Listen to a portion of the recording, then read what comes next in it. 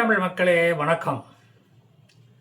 Donald Trump பிப்ரவரி 2026 strait of ஹார்மஸில் வணிக கப்பல்களுக்கு பாதுகாப்பு வழங்க நேட்டோ நாடுகளை அழைத்த போது அவர்கள் செவிட்டு மிஷின்களை வாங்க ஆர்டர் போட்டு கொண்டு இருந்தார்கள்.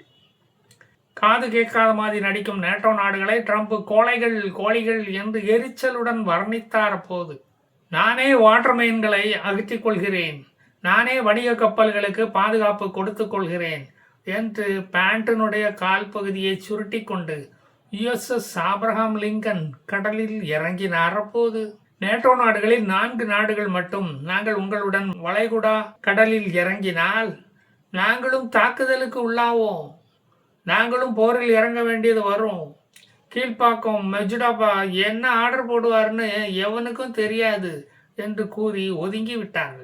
முதலில் ஆலோசிக்கிறோம் என்று சொன்னார்கள்.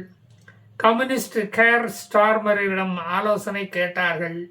பிறகு பதில் சொல்கிறேன் என்று அவர் இங்கிலாந்தில் இருந்து ஒன்றுமே பேசாமலே இருந்து விட்டார். வளைகுடா நாடுகளில் இருந்து பிரான்சுக்கு சென்று கொண்டிருந்த குரூட் ஆயில் நின்று போனதால் பிரான்சின் பொருளாதாரம் குருடானது.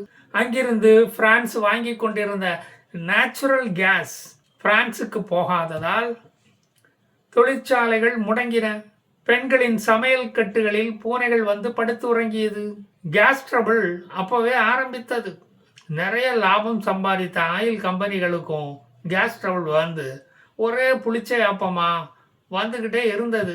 தொழிலாளிகள் மூக்கை பிடித்து கொண்டு தெரித்து ஓட ஆரம்பித்தார்கள். என்ன செய்வது என்று வடிவேலு மண்டையை போட்டு குழப்பின மாதிரி சிந்திக்காமலேயே ஒரு முடிவை எடுத்து விட்டார்கள்.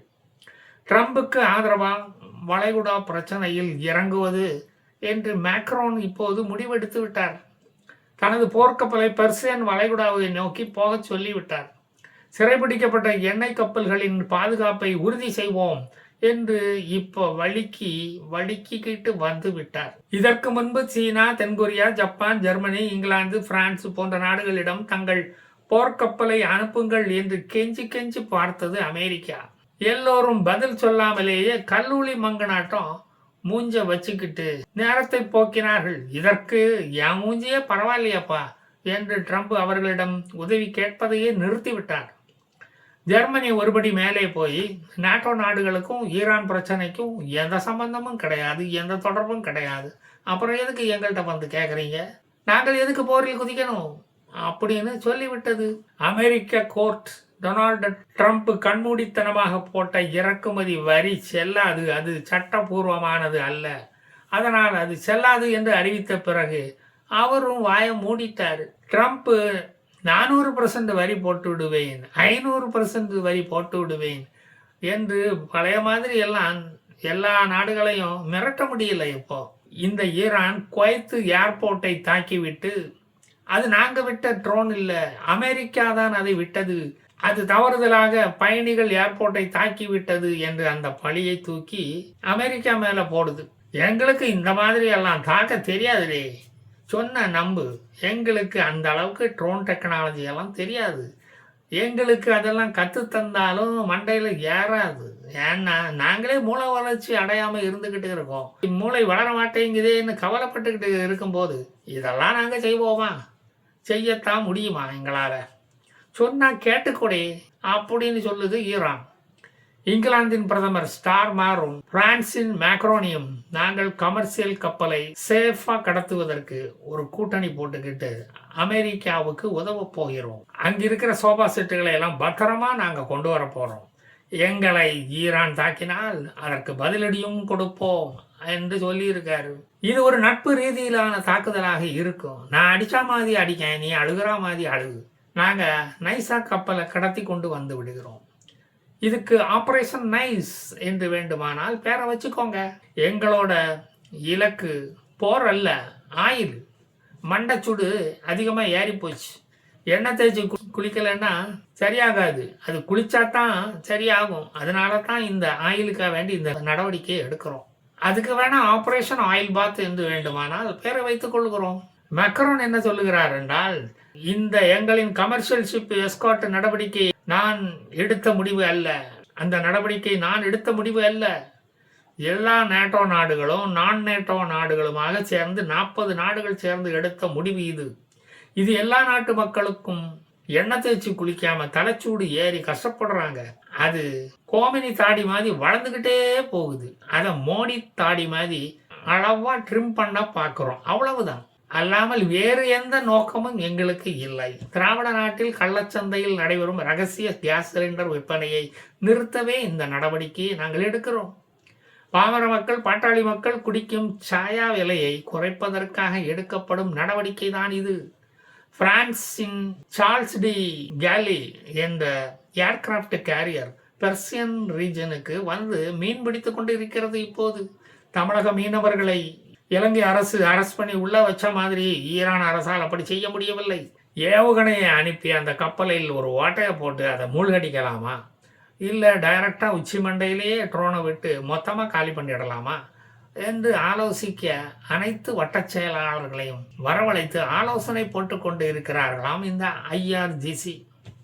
இந்த ஐஆர்ஜிசி இராணுவ அதிகாரிகளுடன் ஆலோசனை நடக்கும் போது அந்த வட்டச் செயலாளர்களும் வெளியில் தொங்கும் எந்த வாழைக்கோலையை எடுத்துட்டு வீட்டுக்கு போகலாம் என்ற சிந்தனையிலேயே அந்த கூட்டத்தில் பங்கேற்று தங்கள் ஆலோசனைகளையும் கூறினார்களாம். சார்ல்ஸ் டி காலே போர்க்கப்பல் போரிடுவதற்காக இங்கு வரவில்லை.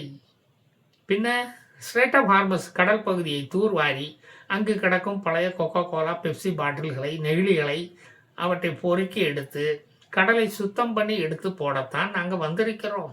அப்படியே வாட்டர் மைன்கள் கையில் சிக்கினால் அதையும் எடுத்து வெளியே போடுவோம்.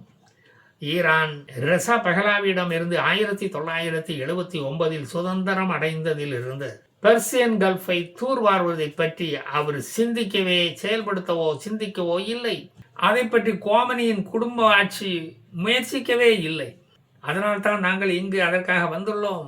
எங்கள் கப்பல்கள் தரை தட்டி நின்றுவிடக்கூடாது என்ற நல்ல நோக்கத்துக்காக களம் இறங்கி வந்தவர்கள் நாங்கள். ட்ரம்ப் நடத்தும் போருக்கு ஆதரவாக செயல்படுகிறோம் என்று நீங்கள் தப்பாக நினைக்கக்கூடாது. வெளியிலிருந்து தான் ஆதரவு கொடுக்கிறோம் என்று தானே சொன்னோம். பதவிகளுக்கு ஆசைப்படுபவனே அல்ல இந்த மேக்ரான். அவர்களாக வந்து பதவிகளை தூக்கி கொடுத்தால் அதை தூக்கி எறியும் மாகானும் அல்ல நான். சந்தர்ப்பவாத அரசியல் நடத்தி சந்தர்ப்பத்திற்கு தகுந்த மாதிரி நைசா எங்கள் சந்தர்ப்ப நிலைப்பாடுகளை மாற்றிக்கொள்வோம் என்பதுதான் எங்களது சந்தர்ப்பவாத நிலைப்பாடு. போலிகளை கண்டு நீங்கள் ஏமாந்தால் அதற்கு நாங்கள் பொறுப்பல்ல. ட்ரம்ப் என்ன சொல்லுகிறார்? இந்த வாட்ஸ்அப்புகளை பிரான்சில் இருந்து நான் வரவழைக்கவில்லை. நான் அழைத்த போது வராததால் நானே வேண்டாம் என்று தான் விட்டுவிட்டேன். இப்போது அவர்களாகவே வந்து சிக்கி இருக்கிறார்கள். அவர்கள் நாட்டு பொருளாதார நிலை அவர்களை இங்கு வரவழைத்தது. அவர்கள் நாட்டு பெட்ரோல் டீசல் விலை உயர்வு அவர்கள் இங்கு வருவதற்கு காரணமாகிவிட்டது. அவர்கள் தினமும் சாப்பிடும் பீட்சா, பர்கர், சாண்ட்விச், மிளகா பஜ்ஜி விலை உயர்வுக்கு அங்கு மக்கள் நடத்தும் போராட்டங்கள் தான் மேக்ரானை இங்கு வரவழைத்து விட்டது. சும்மா கிடந்த சங்கை எடுத்து நான் ஊதிவிட்டேன் என்று கூறியவர்கள் இப்போது அதே சங்கை எங்கள் கையில் இருந்து பிடுங்கி அவர்களே ஊதுகிறார்கள். அதே டாஸ்மார்க்கில் அதே விலையில் தான் சாராயம் விற்கப்படுகிறது. அதுவும் எங்களுக்கும் புரியவில்லை.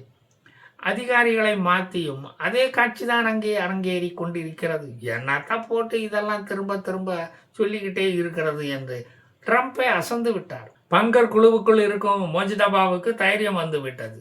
நமது நிரந்தர சுலோகமான death to America, death to Israel இன்னும் சாகவில்லை என்று காலுக்கு மாவு கட்டு மாற்றும் போது அவர் செய்தி வெளியிட்டு இருக்கிறார். The shaky Zionist regime and the cancerous tumor of Israel are also approaching the final stage of their ill-fated life. Death to America, death to Israel will be the common slogan of the Islamization and the oppressed of the world, especially the youth. என்று மாவு கட்டு போடும்போது செய்தி எழுதி வெளியிட்டு இருக்கிறாரப்பா இந்த மொஜிதபா Khomeini. உன்னால் செய்தி மட்டும்தான் வெளியிட முடியும். டெத் டு ஈரான் என்பதை இஸ்ரேலும் சொல்லாது, அமெரிக்காவும் உறக்க சொல்லாது. அவை செய்து காட்டும். சொன்னதைத்தான் செய்வோம், சொல்லாததையும் செய்வோம். அப்போது இல்ஃபேட்டட் மக்கள் யார் என்பது அந்த மக்களுக்கே புரிந்துவிடும். அடுத்த மாவுக்கட்டு மாற்றும் போது அடுத்த மெசேஜை அவர் வெளியிடுவார் என்று நாமும் பொறுமையாக எதிர்பார்க்கலாம். நான் மீண்டும் வருவேன். ஜெய் ஹிந்த்.